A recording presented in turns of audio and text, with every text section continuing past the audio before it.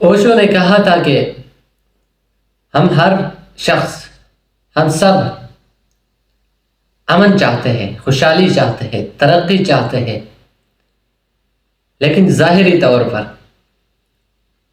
باطنی طور پر ہم جنگ کی تیاری کرتے ہیں۔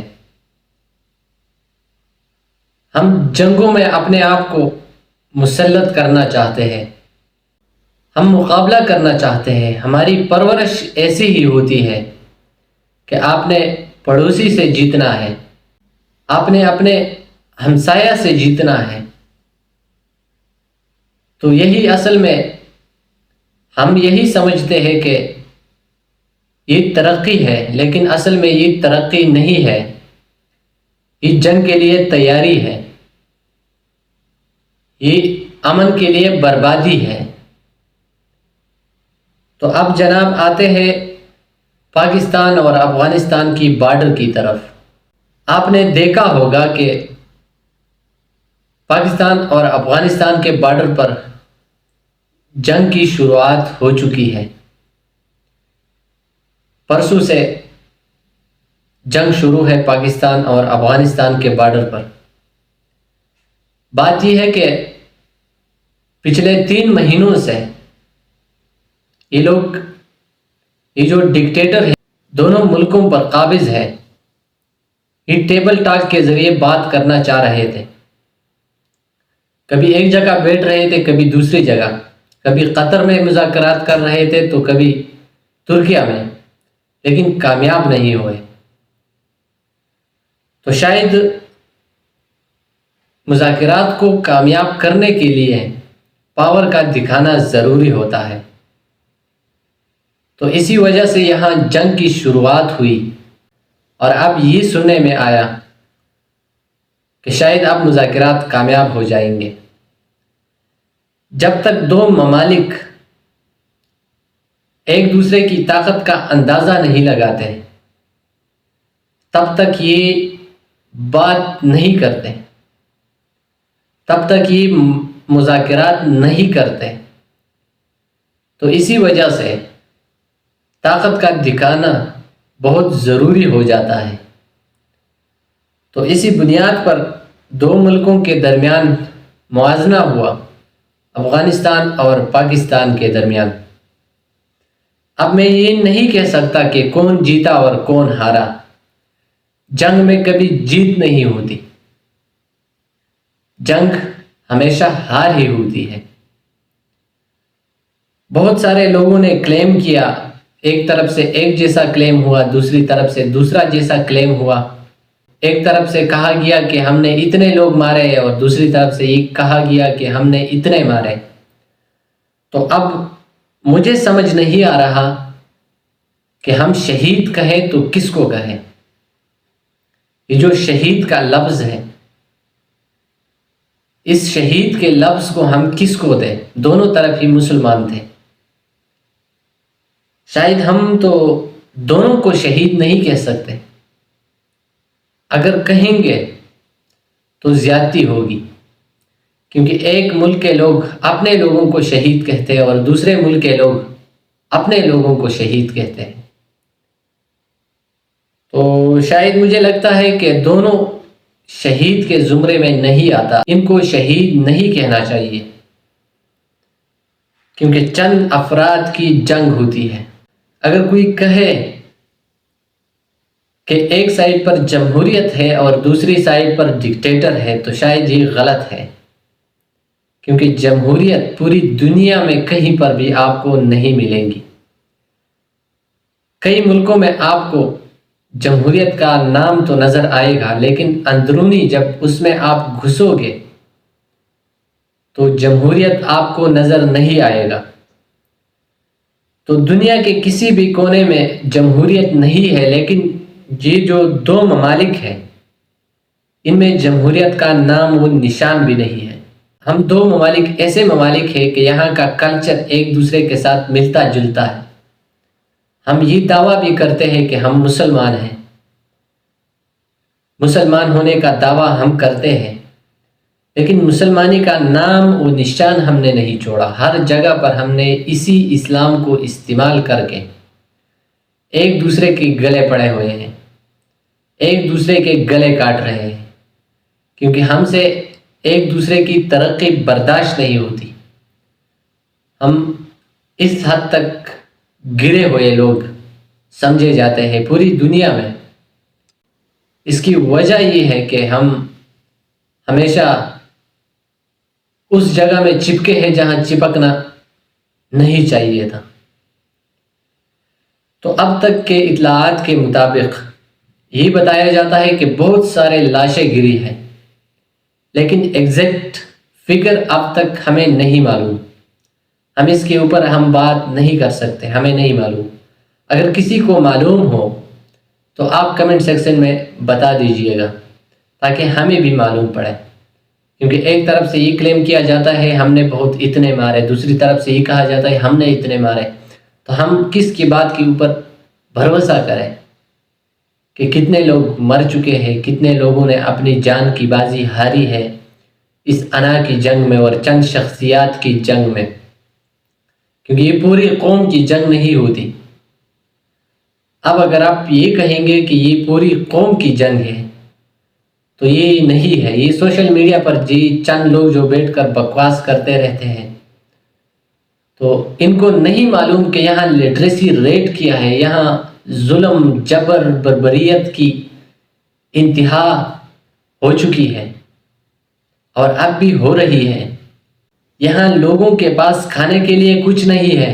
لٹریسی ریٹ یہاں دیکھیں کس حد تک گری ہوئی ہے. غربت کے لکیر سے ہم نیچے ہیں, لیکن پھر بھی ہم نے جنگیں لڑنی ہیں, ہم نے ایک دوسرے کو شکست دینی ہے.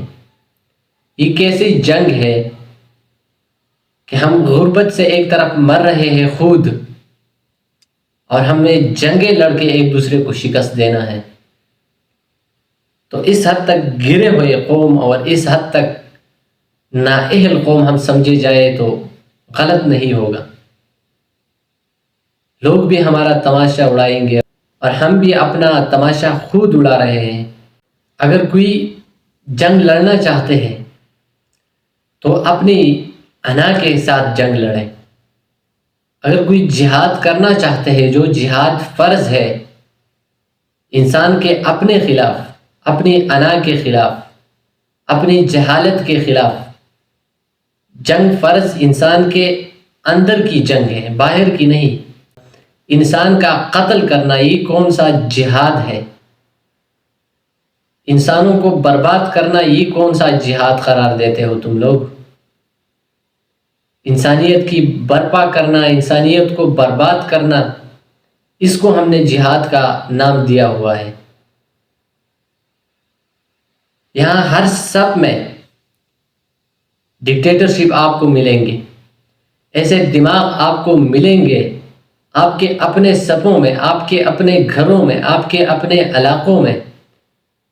ایسے دماغ, ایسے ذہن آپ کو ملیں گے جس کے اندر سب سے زیادہ ڈکٹیٹرشپ ہوتی ہے, جنہوں نے ڈکٹیٹرشپ کی انتہا کی ہوئی ہے.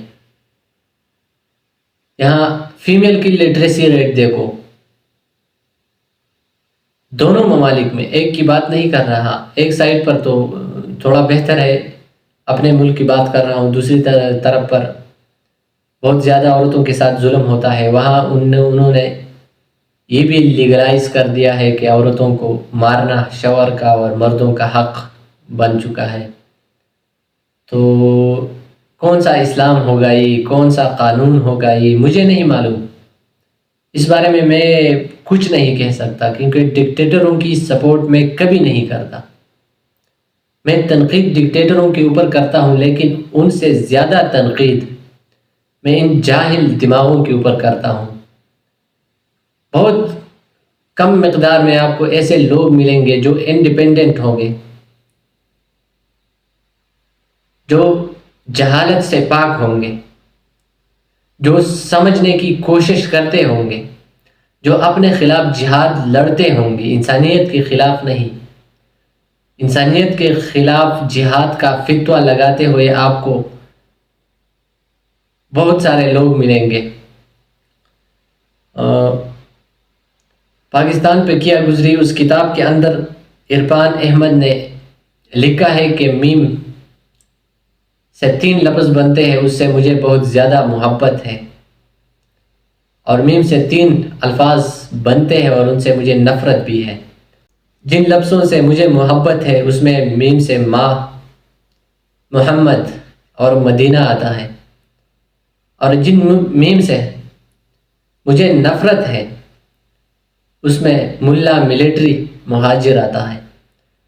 تو شاید میں جب اس کے اوپر ذرا سوچتا ہوں مجھے لگتا ہے کہ یہ بات کچھ حد تک ٹھیک ہے، کیونکہ جہالت کی دماغ یہاں سے شروع ہوئی ہے اور یہاں سے شروع کی گئی ہے۔ 50,000 مدارس جو اسلام کے نام پر بنے، پاکستان کی بات کر رہا ہوں، جس سے افغان طالبان بھی ٹرین ہوئے، جو آج وہاں سے بیٹھ کر یہاں ان کے اوپر فائرنگ کرتے ہیں اور ان کے خلاف استعمال ہوتے ہیں۔ یہی طالبان یہاں ٹرین ہوئے،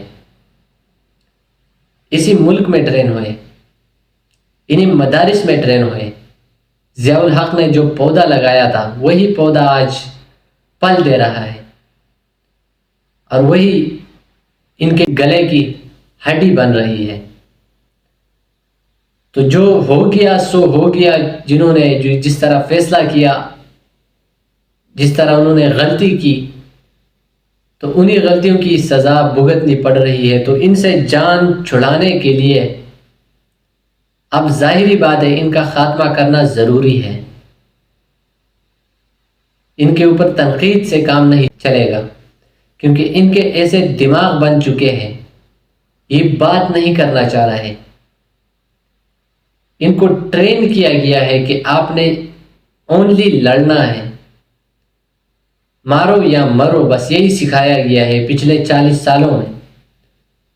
تو اب ان کے خاتمے کے لیے ان دماغوں کا خاتمہ کرنا بہت ضروری ہے۔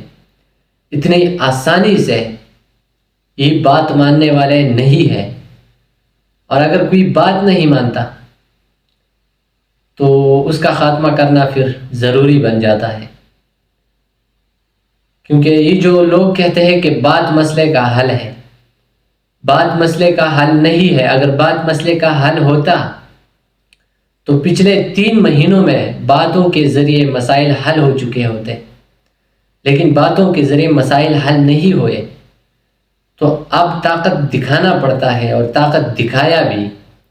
تو طاقت دکھانے کے بعد اب یہ سننے میں آیا کہ اب مذاکرات کے لیے اور بات کرنے کے لیے راضی ہو چکے ہیں۔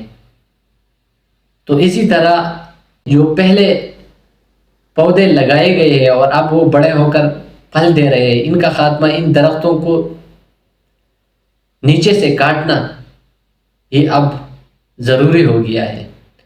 اور اس ملک کے اندر بھی جتنے اسی طرح کے مائنڈ لے کر گھومنے والے لوگ ہیں، ان کا بھی کچھ کرنا اس ریاست کا کام ہے، اور ریاست کی ذمہ داری ہے کہ ایسے دماغ جو یہاں اندر موجود ہیں، جو اپنے سپوں میں موجود ہیں، جو اپنے گھروں میں موجود ہیں، ان کے لیے بھی کوئی عملی اقدامات کرنا بہت ضروری ہے۔ تو امید ہے کہ اب بات کے ذریعے مسئلہ حل ہو جائے گا اور مزید لاشیں نہیں گرے گی۔